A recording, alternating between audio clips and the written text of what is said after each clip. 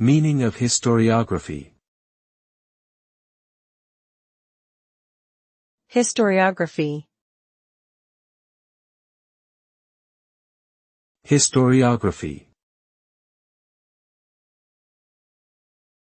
Historiography. Historiography.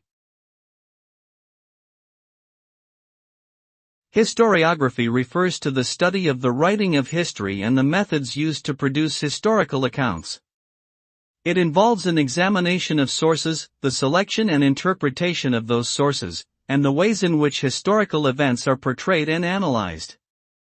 Historiography also involves an analysis of the cultural and social contexts in which historical accounts are produced. By studying historiography, historians and scholars can gain a deeper understanding of how historical narratives are constructed and how they shape our understanding of the past.